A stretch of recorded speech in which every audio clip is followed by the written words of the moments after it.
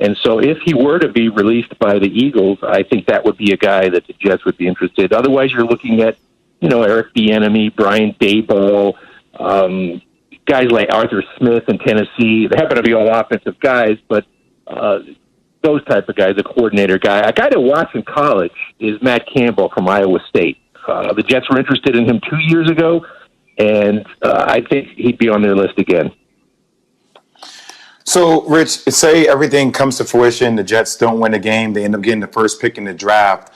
What's the probability of, regardless of who the head coach is that comes in, that the Jets will draft Trevor Lawrence with the first pick? Yeah, I think it's a lock. I mean, if they end up with the first pick, it's just, they're going to get some offers, for that pick for sure. Teams below them, maybe even Jacksonville at 2 would offer something. Those would be very, very attractive offers. But I think the situation with Sam, he has not played well this year. And I know there are mitigating factors. It's not all on him, but he hasn't played well. And also the status of his contract, he's only got 1 year left on his deal, plus an option if they decide to pick it up, which I don't think they will. So based on all those factors, and based on the fact, the biggest factor is that Trevor Lawrence is really, really good. And the talent evaluators I talked to say he's the best quarterback prospect since Andrew Luck in 2012. So for all those reasons, the Jets would not be able to pass on Trevor Lawrence. Rich Zamini, ESPN Jets reporter, joining us here on Keyshawn, J. Will, and Zubin. So what will be the plans with Sam Darnold in the offseason if Trevor Lawrence is the guy that everyone thinks he is? Well, I think what you're going to have happen is the Jets will keep their plans very close to the vest all the way through the offseason. They don't have to make any contractual decisions with Sam until May. That's when they have to pick up that option or not. And so I think you'll see them saying from the first day of the offseason to right up until the draft that, we really like Sam Darnold. He's our guy. And then when they get around the draft, I think they'll start conversations with some teams, much like the Cardinals did, with Josh Rosen. And then the Jets would trade Sam for the best offer they can get. I think there'll be a few teams that are interested.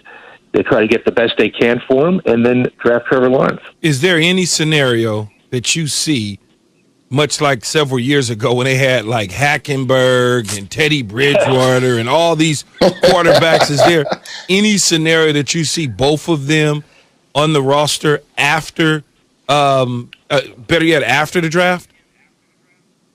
No, that's a great point you make, because I think 1 year the Jets had like 4 or 5 quarterbacks on the roster. Yeah. So, I think maybe even 6 when Tebow was hanging for a last second, but 1 year. But no, that year they had all those Hackenberg and Bryce Petties of the world. Those were just guys.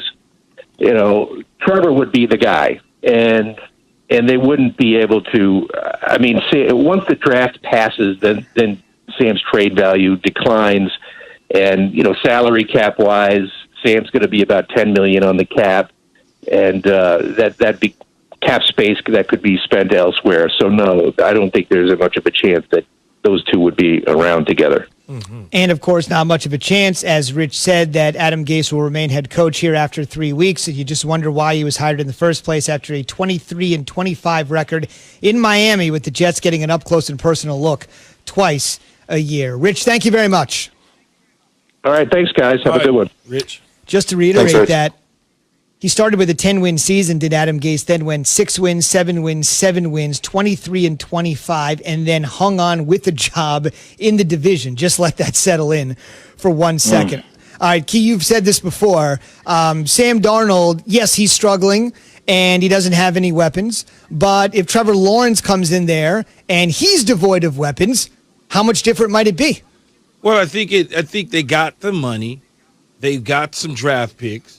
So you start to build a team around Trevor Lawrence, and you don't have to worry about spending big money on Sam Darnold in 2 years and building a team around him, and then it doesn't work, and Trevor Lawrence is off somewhere else, playing out of his mind. But what I want to go back to is I keep hearing this Peyton Manning left the Jets and Bill Parcells high and dry. I don't know why people keep selling that story. We were a 9-7 football team. We were not an 0-16, 1-15 football team. I believe, from what I hear, so many different stories, I believe that Bill would not guarantee Peyton to be the number 1 overall pick. So therefore, Peyton and his family decided to go back to school for those reasons. Remember, we were 1 game away. If we win in Detroit, we go to the playoffs. All I was going to say, Key, is I'm really glad that I finally got you on board with Trevor Lawrence being the first pick. I know you wanted to hold on to Sam Darnold for the longest time. I know you did. I'm still holding on to him. I have not. What do you mean you're still holding on to him? I haven't decided to move in that direction. The rest of the universe has. And they're saying, so why are you buying into the rest of the universe? You're Keyshawn Johnson. You speak for your damn self. I'm not buying into it. If they do it, these are the things that can happen. If they don't do it, then Sam's going to be the quarterback. I'm not buying into it. I can build around him and feel fine. Everybody else is the ones that keep saying Trevor Lawrence. I'm like, I got a quarterback. All I need is some players around him. So you'll be willing to pay Sam Darnold after another year that boatload type of money? Well, it's 2 years. Your cap space and not go out 2 years. It's 2 years, and you got to figure out if he's the guy for you to move forward on. Is he the guy based on what you've seen in the players around him, or do you want to start fresh? This is not an overnight snap your finger decision. These decisions have to be thought of and thought through thoroughly, not only with you, but also with the new head coach that you hired, Jay. You can't just decide, I'm going to do it and I'm not going to talk to the new head coach. We got to sit down collectively as a group and make a decision. When I'm in that room, I'm fighting for my guy, and my guy would be Sam Darnold. Okay, so I just want to make sure that I get the record set straight, Key and Zubin. So, Key, you're saying if the Jets do finish 0-16 this year, and you were Joe Douglas, you would say, I'm not taking Trevor Lawrence. I'm sticking with Sam Darnold. That's not what I said. I did not say that. What I said is I'm sitting down with everybody in the room. I'm going to talk about my guy and see where we go with everybody in the room, collectively as a group with the head coach. The new head coach may come in and say, I don't want Trevor Lawrence or Sam Darnold. I want Matt Ryan. So those are conversations that need to take place. It's not a snap decision. Understood. All I'm saying is you played in this New York City market. If Clemson finds a way to win a national championship, or Trevor Lawrence plays extremely well against Alabama in the CFP finals, and the amount of pressure when so many people are talking about this kid being a transcendent type of talent, regardless of whether you believe it or not, I think that pressure on the Jets organization is insurmountable, Key.